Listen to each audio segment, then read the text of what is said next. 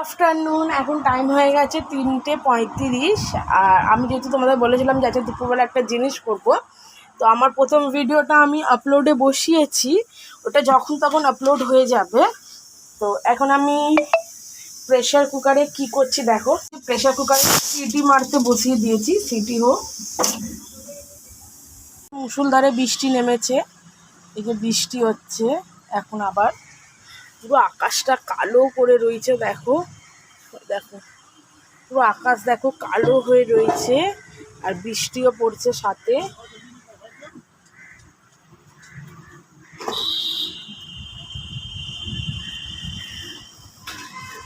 করে বলো দেখি আমি প্রেশার কুকারে কি সিদ্ধ করছি। প্রেশার কুকারে একটা জিনিস সিদ্ধ করছি, সেটা এখন খাওয়া হবে আমাদের। কি খাবো তো জানতে গেলে দেখতে থাকতে হবে আমার ব্লগটা। আর যারা যারা নতুন ভিউয়ার্সরা আমার ব্লগটা দেখছে তারা প্লিজ আমার চ্যানেলটাকে সাবস্ক্রাইব করে দিয়ে পাশে থাকা বেল আইকনটিকে প্রেস করে দিয়ে অল নোটিফিকেশানটাকে অন করে দিয়ে আমার পাশে দেখো। আমি এইটুকানি তোমাদের কাছে চাইবো, এর বেশি কিছু চাইবো না। আর আমার মেয়ে এখানটাতে এখন কারুকার্য করতে বসে গেছে। কি করছে, যত পারছে ওই প্যারিস করা দেওয়ালগুলোকে পুরো খুঁটে খুঁটে তুলে দিচ্ছে। আমার আলু সিদ্ধ হয়ে গেছে, আর একটু শুয়ে আছি। ওরা সব শুয়ে আছে, যাদের সাথে করব আমরা 3 বন্ধু। তো শুয়ে আছে, বৃষ্টিও পড়ছে। একটু বৃষ্টিটা কমলে আর ওরা ঘুম থেকে উঠলে তারপর করব। ওটা একটু বাইরে বসে মা করলে খুব ভালো লাগবে খাবারটা। তো বাচ্চাগুলো সব জিদ ধরেছে, খাবো মা, করো। তোমরা করছো না, আগে করতে, এখন করছো না। আমরা ঠিক আছে, আজকের তাহলে করি। তো আমি আলু সিদ্ধ দিচ্ছি। আলু সিদ্ধ মানে 3 জনে মিলে আলু সিদ্ধ করে দিচ্ছে, মানে 3 জনে আলু দিয়েছি, দিয়ে সিদ্ধ করেছি।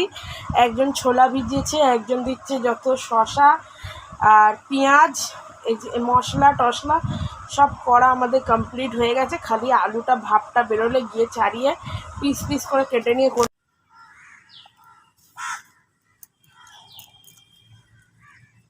এই লঙ্কা দেবো তো, বাচ্চাদেরটা আগে মাখিয়ে নিয়ে তারপর গুঁড়ো লঙ্কা দিবি না?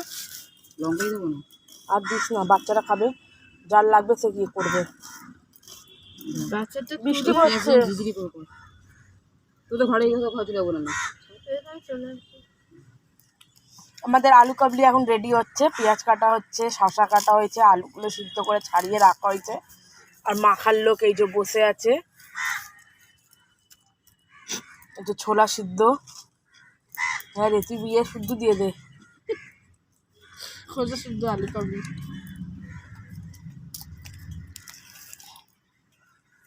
বৃষ্টি পড়ছিল বলে আমরা চলে এসেছি মাম্পির ঘরে বসে আলু কাবলিটা করছি। আর ওটাও ছেলে। আলু কাবলি কাটা এখনো চলছে, এখনো হয়নি। বিট নুন রেডি, গুঁড়ো মশলা, যেগুলো শক্ত সেগুলো কেটে বাদ দিয়ে দে। মানে দাগ হয়ে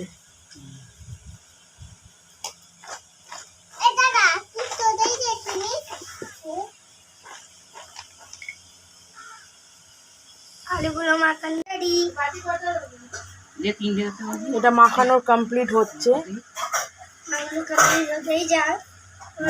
নুন লাগবে,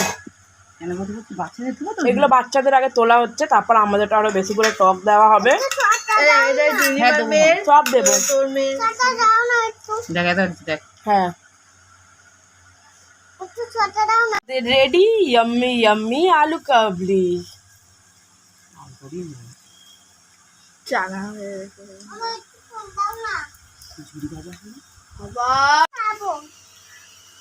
কেমন হয়েছে খেতে? তোমার রিয়াকশনটা শুনি চম্পাদি। ভালো। কেমন হয়েছে? কেমন হয়েছে? কুকুরি কেমন হয়েছে? মাম্মাম কেমন হয়েছে?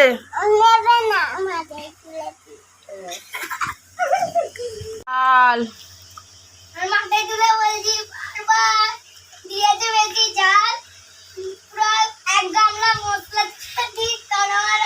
গুড ইভিনিং, এখন টাইম হয়ে গেছে 6টা বাজে। আর আমি চাও ওখানে বসিয়েছি, চা করছি। চাটা খেয়ে একটু বেরোবো আমি।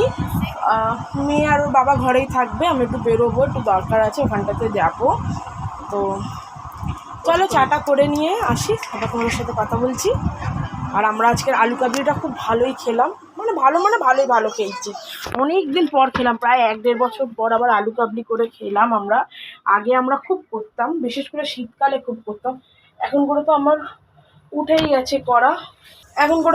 গেছে করা। আগে খুব করতাম, এখন করে একদমই বন্ধ হয়ে গেছে। আর এদিকে চায়ের জলটাও ফুটে গেছে, এবার চা পাতাটা দেবো। আমি এখন করে লিকার চা খাই, চা খাই। আমার প্রচণ্ড দুধ চা খেলে প্রচণ্ড পরিমাণে গ্যাস হয় বলে দুধ আনি, মেয়েকে দিই দুধ, বাদ বাকি দুধ রাখা থাকে, ওই খায়।